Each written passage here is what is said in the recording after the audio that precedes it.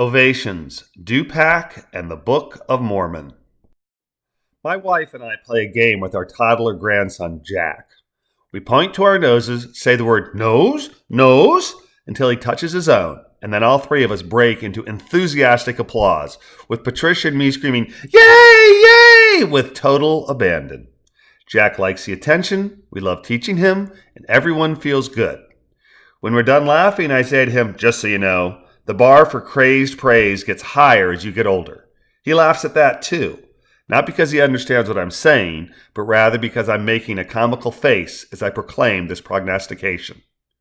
It's a pretty low bar to get such praise, but Jack's audience is highly biased. Love for grandchildren is legendary and accurate. Patricia and I are batty about that kid and find his charms irresistible. Our warped perception of our grandson explains Jack's standing ovation, but I am frequently perplexed when attending theater productions that I think are good, even great, but not worthy of an audience's highest accolade. Standing ovations are far too often awarded for mediocre or good performances. I choose to save standing ovations for productions that I find superlative. Imagine theater patrons sitting in their seats at the end of a very good performance, applauding enthusiastically. During the well-earned applause, someone stands, followed by someone else. I always imagine the play The New Moon when this pyrite applause phase begins. One overly enthusiastic patron convinces first one and then succeeding others to rise up and applaud, rather the opposite of 10 stout-hearted men. Soon we have a theater full of people standing and clapping, and one middle-aged curmudgeon slapping his hands together loudly, quickly, and enthusiastically, but whose derriere is glued to his seat. Yep, that'd be me.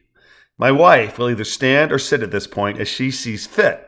Sometimes it's a lone curmudgeon sitting, sometimes a beautiful white-haired goddess sits by my side rather than ascending. Awarding a standing ovation for something that shines with less than stellar luminance dims the power of the accolade.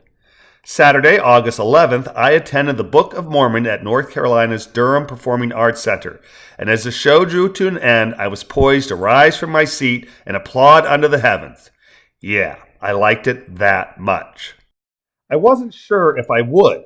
I have a sarcasm streak that's so wide that, like Greek Achilles, I may have been dipped in something at birth. I'm so sarcastic that I frequently find it necessary to say, I'm usually a smartass, but I try really hard not to be a mean smartass. Before attending the Book of Mormon, I wasn't sure if Matt Stone's, Robert Lopez's, and Trey Parker's play would be too mean-spirited for my overly empathic disposition. Parker's and Stone's South Park-driven reputation preceded them, and I find broad brushstroke defamation of large groups, whether religious or otherwise, off-putting. I found that the writing team masterfully danced around the need to point out the logical inconsistencies of faith-based reasoning using Latter-day Saints as an example of the thought process in general, rather than specifically ridiculing Latter-day Saints. The closing song of the play gives ample support for this statement. Before the play began, I said to my wife, "You know what's ridiculous? The prejudice I have concerning Mormons. Prejudice in their favor. I know there's good and bad in everyone, and every group has good and bad people in it, but if I had to hand a $100 bill to someone I didn't know and wanted to get it back at a future date, I'd hand it to a Mormon sight unseen before I'd hand it to anybody else who's a complete stranger to me. Crazy, huh?" And the play explicitly states the same theme, that Mormons as a group are a great bunch of people who just happen to believe in a bunch of stuff most of us don't, and, surprise, their religion, like all religions, fails at being logically consistent. The Book of Mormon wasn't all laughs, though. The specific references to AIDS, violence, infant rape, and other real-world atrocities would bring my smiling face crashing to the ground as my gut erupted in a sob or two.